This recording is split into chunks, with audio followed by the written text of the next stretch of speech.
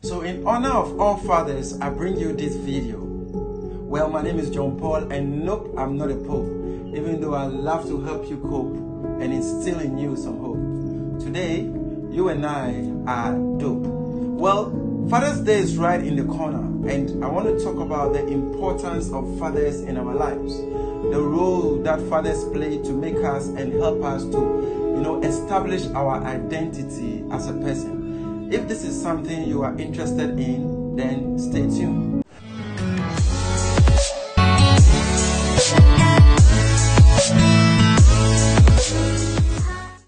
Welcome back. Now, no matter who you are, you have a father. Well, I guess that the relationship you have with your father could be healthy or unhealthy. However, there are some roles that your father must play in your life that are expected to help you to establish your identity as a person, male or female. I'm going to outline 7 of the roles that your father needs to play or to play, which would help you establish your identity as a person. Yes, the number 1 role that our fathers ought to play in our lives is the role of a provider. Yes, number 1, a provider. Another word for provider is supplier. If you think about it, your father supplied the sperms that made you you. So, right from the time that you were born, it is your father's duty to supply everything that you need, from food, of course, not the breast milk, to provide a shelter, to provide the warmth, every other thing that you need to have a very good start to life. Yes, there are 7 stages of life. We have the infancy, we have the early childhood, the middle childhood, the late childhood, then onto the adolescent. Or from the very start, from infancy to the adolescent, it is critical that your father supplies every need that you have. Ever thought of a child who walks about shoulder high, knowing that whatever he needs, the father would supply? That is a child who grows up feeling very confident of himself, feeling very sure of the things that he or she wants, particularly the ones that he knows that once he puts work to it, he is going to achieve them. So, knowing that you have a father who is a provider also instills the virtue of what? Achievement in your life, because you too want to get to the point where you can provide for your younger ones. So the very first and important role of a father in our lives is a provider. That is for number 1. On to number 2, protector. Immediately you are able to say your first word and you're able to put name to your father's face, you expect to be protected in all cases. Let's imagine a family who are gathered with a child 1 year old. Then comes a stranger, and the father has this child, and the stranger is expecting to take the child from the father. You obviously see the child, vehemently refusing to go to that stranger. Yes, the idea that the father must keep me away from harm is instilled in the child right from the very beginning. And as the child grows, the child believes that the father is the sole protector in all cases. Even goes on to the point where children, once they interact with themselves, will tell one another, I will tell my father would beat you. In the mind, the father is the protector. And obviously, indeed, the father must protect the child from harm. Once there is that link for the child to know that in all cases the father will protect him or her, what happens to this child is that the child believes that the environment he or she lives in is a safe one. Whatever is unhealthy in the environment, whatever is dangerous in the environment, the father would ensure that those things are gotten rid of in the environment, so the child can have a very, playful environment. The third role is the role of leadership. There's no part that you are treading that your father hasn't in any way used. Your father is more experienced than you are. So it is the role of your father to lead you. Now, leadership, some people say are born, others say are made. This type of leadership is the one that you have to get by observing what your father does, right? Leadership by example.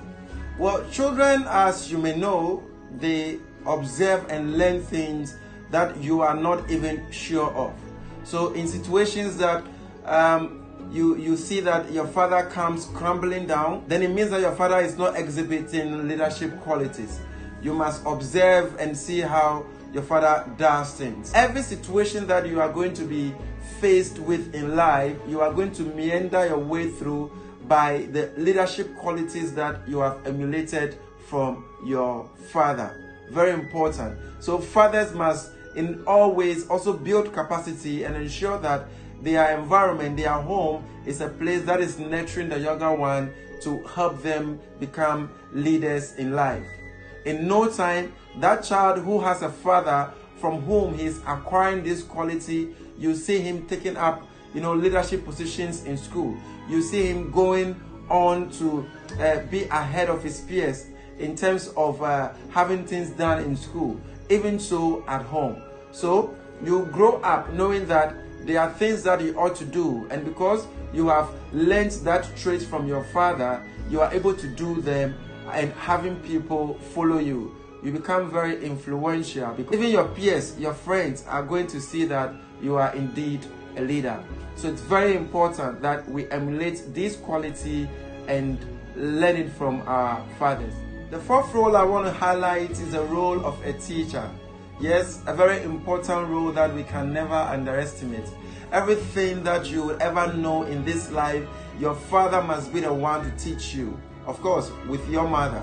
Now, I may be talking about fathers, but the kind of relationship that exists between the father and the mother is going to very much play out in how all these roles affect you as a person. So the role of a teacher, as the Bible says, it said you should teach the child the way he should go, and when he grows, he will not depart from it.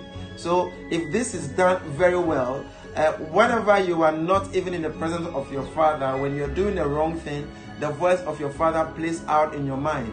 Am I doing the right thing? Would daddy be happy that I'm doing this? So it is very, very critical that fathers teach their children in all areas of life. You must teach your child to be self-sufficient. You must teach your child to love himself. You must teach your child to be able to help or assist others who are in need. You must teach your child kindness. In fact, every virtue, courtesy, must be taught you by your father. The voice of our fathers are very powerful, and they go on to even instruct us when our fathers are not even with us. The fifth role that we'll talk about is the role of a helper. Your father is expected to be a helper in all cases. If you think about it, your father should be the one to help you to take your first step as an infant. And with that said, everything that happens to you and you find unsurmountable, you should be able to use the help of your father. And the father should and must be present to help. Anytime you engage in any form of play, any activity, maybe say you want to learn to ride a bicycle, maybe you want to learn to do something that you are unable to, your father should be able to help you. Your father must provide all the help that you need. Maybe you as a pupil, your father should help you with all assignments that you find difficult. Yes, as you grow up, when you are faced with difficult challenges, situations, maybe financial, maybe spiritual, or whatever it is, yes, the father as the head of the family should pray you out, must help you out of that situation so that you can be able to have a normal frame. You have your center holding so that you can function normally. So in most cases, fathers must be a very present help as our Heavenly Father is for us. Now, number 6, the role of the encourager. The father must be the one who tells the child that yes, you can. Yes, you can. Because as we grow, we are faced with situations that we are in a hurry to run to our fathers so that they can, speak words into us and then get us on our feet. It is said that it doesn't matter how many times you fall, but how fast, how quick you rise each time you fall. If you have a father who encourages you through life situation, I must say that you are blessed. And the fathers that help their words in this regard are fathers that are helping their children to be able to achieve their goals in life. Giving up is not an option. At all, it is not. And once you are being encouraged by a father, you know that you have all the backing, all the strength from your father behind you in order to achieve whatever goal that you set before you. Education is one thing that fathers must encourage their words about, because it can be very overwhelming. School work combined with every other activity that a child experiences or undergoes can cripple the child. So fathers, encourage your children. And if you are a child, who has been encouraged by your father, you know very much, you know so well that yes, you are able to do everything as far as you hear a word of encouragement from your father. As a man, you must also make sure that this virtue of encouraging, don't be quick to speak vile, don't be quick to speak down a child who is hoping to achieve something in life. As far as whatever the child hopes to achieve is something which is going to help this child to become very, useful to society, make sure you are there encouraging the child. Sometimes children learn out of experience. You may have instructed your child not to do something, but just so you want the child to learn from experience, just be on a standby and encourage the child to do the right thing. If the child refuses, yes, just watch on. That experience is going to teach your child a lot. So sometimes, yes, intentionally, let's encourage our children to do something. Of course, we are well aware that, yes, we mustn't be tested far beyond our strength. Whatever we are being tested by should be things that we are able to overcome. So encourage your children to do things, and then encourage them as well to set goals that they will be able to achieve. The achievement of those goals are all going to culminate in the child developing, becoming a better person. So fathers, encourage your children. Very important. And the very last virtue that I want to talk about, and I believe that it is one that is like the icing on the cake, is that the father must be a friend to a child. Yes? Tell me if I'm lying. If you have a father who is your friend, you are so confident and you feel relaxed to have any kind of conversation with your father. I believe that sexual education must be something that must happen in the home. And that can only happen if you are friends with your father.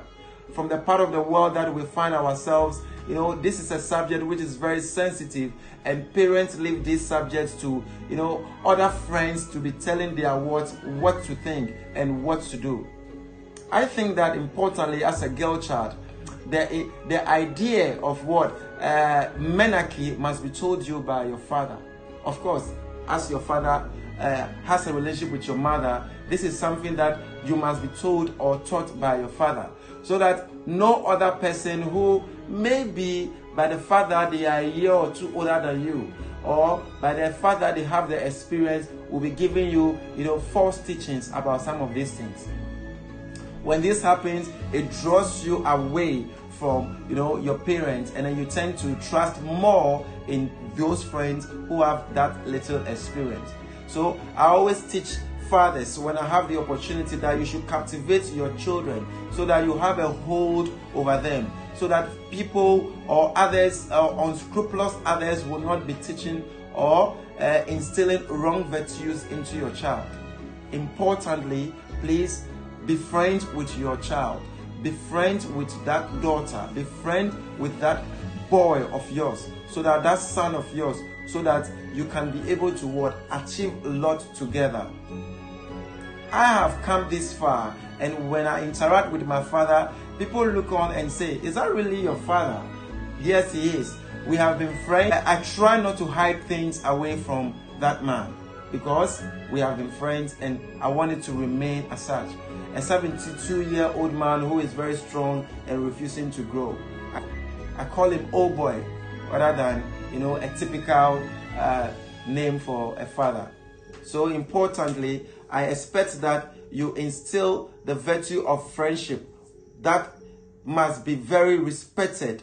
I mean, not the friendship that allows you to disrespect, but the friendship that allows you to always have that confidence that there's someone who is willing to show you the way. There's someone who is willing to always listen to you and let you know what way to go.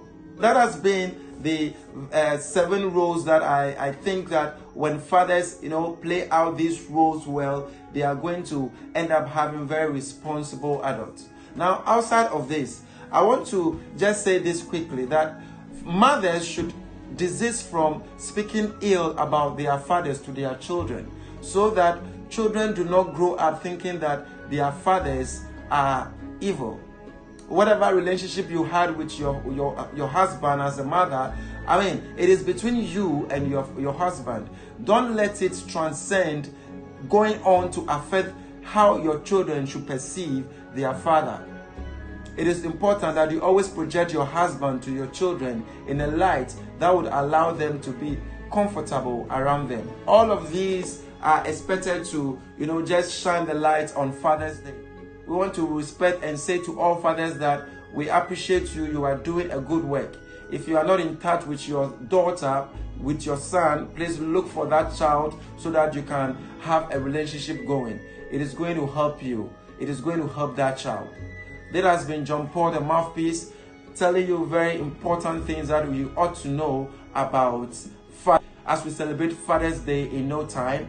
Or if you are watching this video after we've celebrated Father's Day, try as much as you can to have a very good relationship with your father. Thank you for watching and coming.